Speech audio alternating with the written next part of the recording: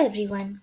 My name is Maheshwari Tanwar and welcome to our sociology's first crash course on claims making. Let's start with a famous story, one that most of you would have heard: the boy who cried wolf. Once upon a time, in a quiet village, a shepherd boy ran into the town square, gasping for breath. Wolf! Wolf! He cried. His voice was filled with terror, and the villagers dropped everything and rushed to help, only to find no wolf at all. At first, the boy relished their attention, but by the third false alarm, the villagers had stopped listening. So when a real wolf finally appeared, the boy screamed and screamed, but no one came to his rescue.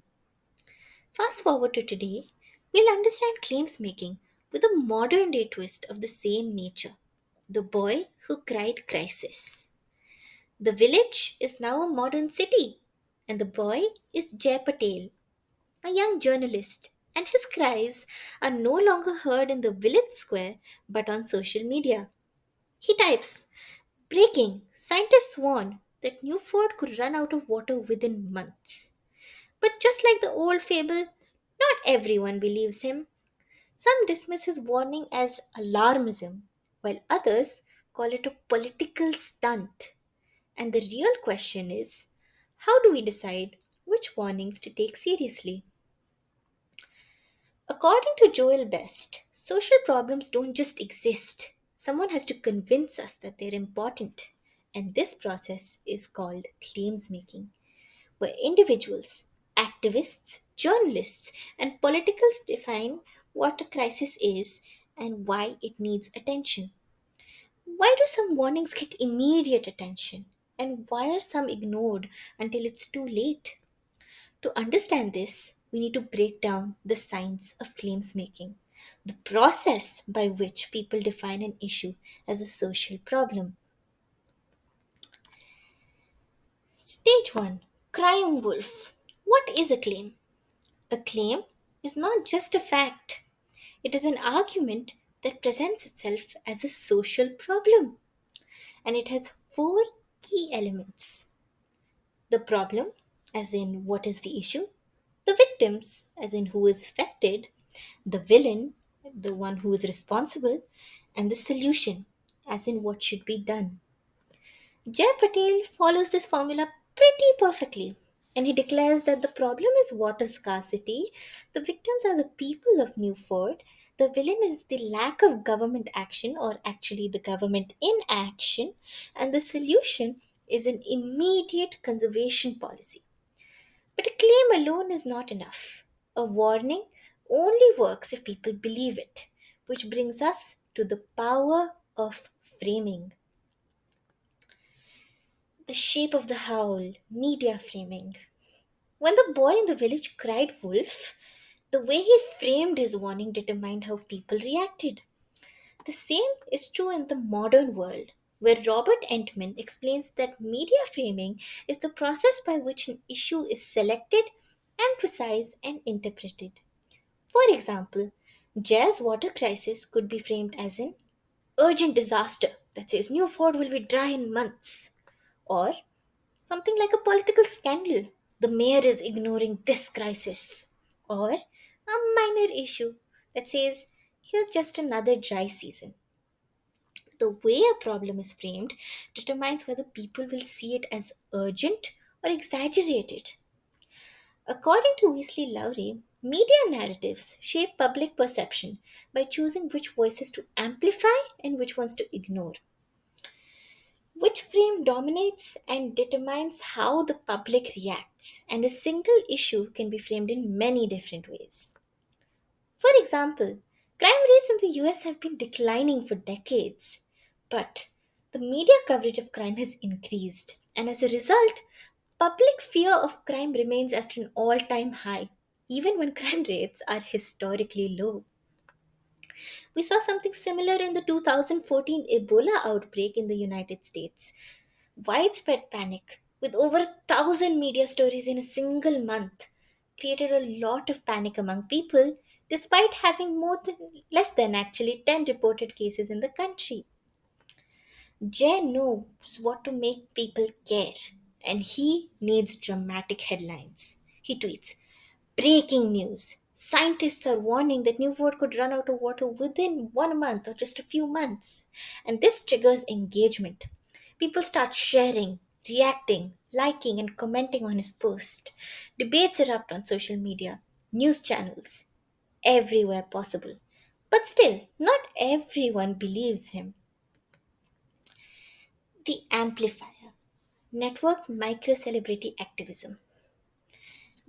As the debate over Newfort's water crisis rages online, a new voice entered the conversation. Laila Amin, a young climate activist with a massive social media following, posted a viral thread. Newfort's water shortage isn't alarmism, it's science. The data is clear. The politicians are lying. Let me show you why. Laila wasn't a scientist, nor was she an official spokesperson for an organization. Yet her online presence, built on years of advocacy, first through environmental blogs and then viral TikTok videos, gave her an audience far beyond Jay's. And within hours, her thread was retweeted by major news outlets, shared by celebrities, and discussed on national television. In Not This One, the Victory in 2013 describes micro celebrity activism as a phenomenon where politically engaged individuals leverage social media to amplify causes, challenge mainstream narratives, and command public attention, often without institutional backing. Unlike traditional celebrity activists, networked micro celebrities build credibility through authenticity, testimony, and engagement with their audience. The next stage, the panic, moral panics, and cultural resonance. Back in the village, when the boy kept crying wolf, panic spread quickly. Fear is contagious. And the same things happen in modern society. When an issue is framed as an immediate danger, it can trigger moral panic. Moral panic is defined as a widespread public overreaction fueled by fear. This definition was brought to us by Messick. Link below the picture.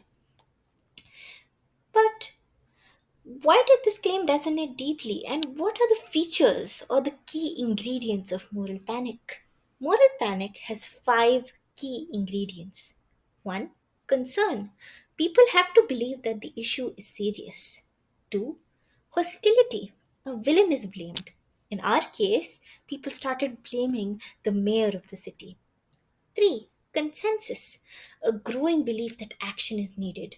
People started deeply believing that it is necessary for the city to have new conservation policies. 4. Disproportionality, the reaction is much, much more exaggerated than needed. 5. Volatility, and the panic fades over time. Jazz water crisis fits this mold perfectly. Guess what? Citizens empty store shelves, hoarding bottles of water. As you can see in this image, people are taking all the water there is, clearing out shelves after shelves. But why did this claim resonate so deeply? Because it connects to existing fears about climate change. Cultural resonance means that a claim spreads faster when it aligns with things that people already believe. For example, the super predator panic of the 1990s painted black youth as criminals, fueling mass incarceration, even though crime was not actually increasing. And for example, as recently in the COVID 19 pandemic, there was a panic buying of toilet paper in 2020, despite having no shortage at all. Once fear spreads, it's difficult to control. And this brings us to counterclaims and power. When the village elders had enough, they said, enough false alarms. We don't believe you anymore. There is no wolf. Likewise, in Newford, the mayor holds a press conference now and he says, our reservoirs are stable. There is no crisis. This is what is known as a counterclaim. A counterclaim, as defined by Best, is an argument challenging the original claim.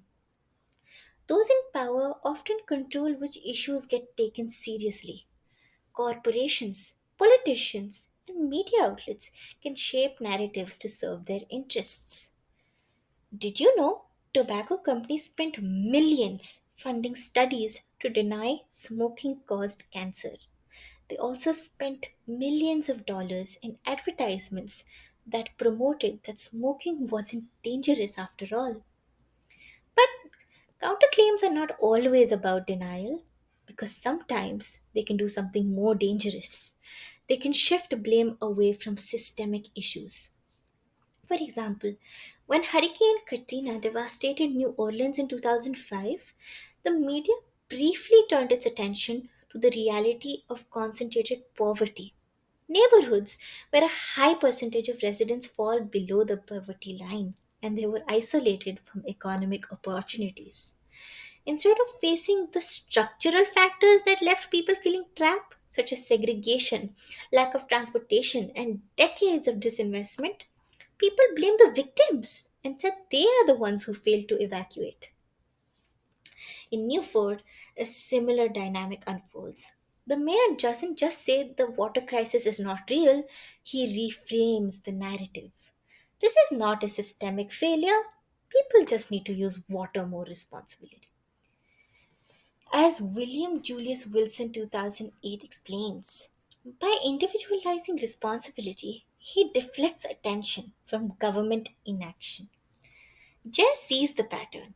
The mayor's words aren't just a denial of the crisis, but they are an effort to erase the deeper inequalities that made the crisis inevitable. And Jeff Patel wasn't the only journalist covering the water crisis in Newford. Established outlets ran lukewarm reports, carefully balancing quotes from city officials and local activists. Stuff like officials dispute water crisis claims, call for calm read one headline, and the other read scientists warn of drought risks, but the mayor urges no panic. Frustrated, Jay confronts his editor. They're making it sound like both sides have equal evidence, but we have the data. The crisis is real. The editor responded, we have to stay objective, Jay. We can't take sides. But as Weasley Laurel argues in a reckoning over objectivity, objectivity has been long shaped by those in power, and they often reinforce systemic biases. Does that sound familiar? The same pattern actually came to the 2020 Black Lives Matters protest, where millions marched against police violence. Mainstream media coverage and initially framed the movement as chaotic and violent, focusing on isolated incidents of property damage rather than broader calls for injustice. Protesters were painted as threats, while law enforcement's use of force was often downplayed or justified. Just saw the same panic playing out in Newford, and the question came about who decides what is true? To be taken seriously, Jay needed credibility. He partnered with scientists to back up his claim because, as William Gameson argues, claims without legitimacy are easily dismissed, and to be taken seriously, Jay needed people to back up his claim. Scientists who could prove that his claim was in fact a reality. But why do experts matter so much in the process of claims making? Joel Best explains that experts as claims makers play a crucial role in determining whether a claim is taken seriously or not. Experts such as scientists, economists, medical professionals, policy analysts have institutional legitimacy that ordinary claims makers lack. Their expertise makes them seem more trustworthy, objective, and capable of defining reality. Hence, their claims are seen as more legitimate and credible. Finally, the attack, public reaction, and policy change. The boy in the village was right, but by then no one listened. Jay was determined to not let the same thing happen again. So, what did he do? He rallied citizens, organized protests, and demanded action. John Kington explains that real change happens when three things align. 1. The problem is widely recognized. 2. A solution is proposed. And 3. There is enough public pressure to act. This is known as the policy window, the moment when claims become actions. Here is a literal window which talks about the problem stream, events that change the public perception, like Jay Patel's tweet. The political stream, like electoral change or change in public opinion, opens up a policy window, and so does a policy stream when people figure out that a new policy can and should be implemented that can solve the problem. We saw this not so far back and also in the 1960s through the civil rights movement in the 1960s, which framed segregation as a national crisis, leading to the Voting Rights Act of 1965. We saw this again in 2020 in the Black Lives Matter protest, which turned police reform into a political issue. And as Alden Morris explains, by fomenting disruptions across the globe, BLM, which is Black Lives Matter movement, has turned racial injustice into an issue that can no longer be ignored. Protests are not just about police violence here.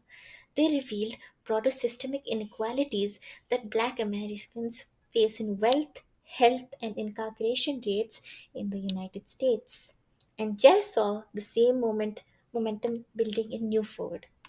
His protest gained a lot of traction, and it shifted the conversation from debate to action. The mayor, who was once dismissive, now faced overwhelming public pressure.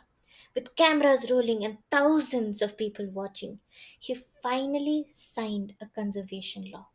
Jay's claim had succeeded. The conclusion, or the wolf that never leaves. In the end, the boy in the village learned a hard lesson. Credibility matters, and the same principle applies to modern day claims making. Now remember, not every crisis is real, but not every warning is a false alarm. According to Pew Research, only 22% of the Americans really trust the government to act in public interest. This deep mistrust means that some claims are ignored, while some are deeply exaggerated. So the next time you see the crisis in the news, ask yourself, who benefits from this claim? Who holds the power to define reality? Who decides what matters? Because in the end, the real question is not just whether the wolf is real, but whether people believe it exists at all. Thank you. Here are my course references, and here are my external references.